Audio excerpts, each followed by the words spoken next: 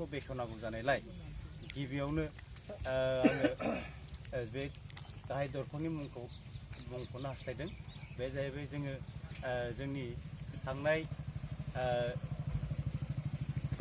Executive meeting एबा executive मिटिङावहाय जोङो बिथांखि लाखानाय बायदियैहाय जोंनि ओनसोलावहाय बे समाव थांनाय बोसोरफ्रावहाय एबा थांनाय मुगाफ्राव गोबां समाज सिबियारि माखासे जोंनि हाथरखिफोर दङ। बिसोरनि गेजेरावहाय गाहाय दरखं जायखौ जोङो दोननानै बुंदों श्री गौरी सिंह मुसाहारि गोसोखां गाहाय दरखं। बिथाङा जोंनि बे ओनसोलनि जोंनि गामिनि एबा टटेल नैबे जोंनि माक्ताइगाव दारागुरि दावगुरि बे ओनसोलनि सासे मुंख'नो गोनां व्यक्तिमोन।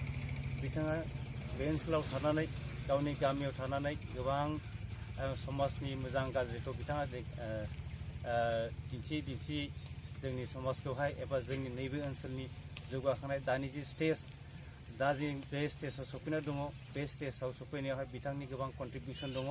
बेनिखायनो जोङो बिथाङा सासे जोंनि एंगारनो हायै जेरैबायदि बिथाङा गावनि हाबाफारि जे दायित्वखौ मोन्दोंमोन गामि दैदेननायावहाय बे दायित्वखौहाय मोनसेबो नागारलाङाबालानो मोनसेनि उनाव मोनसे स्टेप बाय स्टेप मावफुंलांनानैहाय जिबायदि हाबाफारिखौ मावनानै जोंनो खिन्थालांदों जोङो बिथांनि जि मावनाय हाबाफारि एबा बिथांनि जि खामानि मावनायनि जि स्टाइल बे स्टाइलखौ जोङो दासिमहालागै गोसोखाङो। जायनि थाखाय जोङो दिनैनि नैबे गोथार जि सान बर' थुनलाइ गसाइगाव जिल्ला बर' थुनलाइ आफादनि साननै जे हाबाफारि लानानै जि जथुमा जिरायगोन बे जथुमा जिरायनायनि जे गाहाय दरखं बे गाहाय दरखंनि मुंखौ जों बिथांखौ गोसोखांनानैहाय जोङो जुदि गोबां होनो हायाखैब्लाबो जोंहा मात्र बेखौल'नो जों बुंनो हायो जे बिथाङा जेखौनाखि जोंनो फुड स्टेप दिन्थिलांबाय फुड फ्रेन्ड दिन्थिलांबाय जाहाथे जों बेखौ गोसोखांनानै उननि फिरिया जाहाथे बिथाङा जेरैबायदि मावदों बेबायदि मावनानैहाय जोंनि समाजखौ दैदेनलाङो। जोङो जास्ट बेखिनिखौल' खालामनो हागोन आरो जोङो बिथांनि थाखाय बिथांनि जिउमानि थाखाय जोङो जेब्लायबो जोंनि नैबे ओनसोला बेखौ गोसोखांनाया मोजां जाहाथे बिथांनिखौ जों सासे रल मडेल लानानैहाय जाहाथे जों खामानिखौ मावलांनो हायो एबा जोंनि जे मावनांगौ हाबाफारि दङ जों बिथाङा जेरैबायदि थख'यै मावनानै गालांदों मावनानै दिन्थिलांदों जों बेखौ गोसोखांनानै जाहाथे जोंबो उननि जोलैफ्रा जाहाथे बेफोरबायदि बिथांमोन बादि जाहाथे जोङो समाजनि खामानिफोरखौ मावलांनानैहाय जोङो सासे मोजां समाज सिबियारि जानो हायो एबा मोजां सासे नोगोरारि जानो हायो।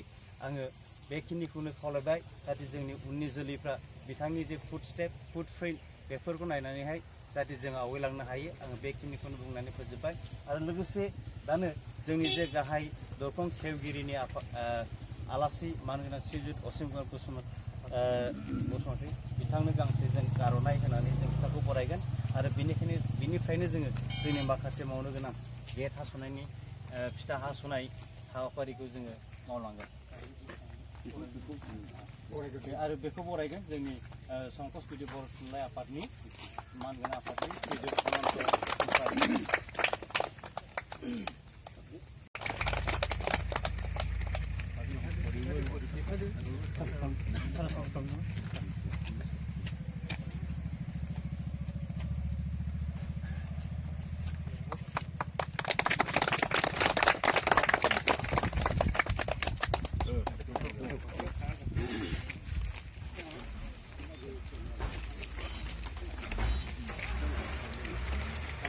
Second.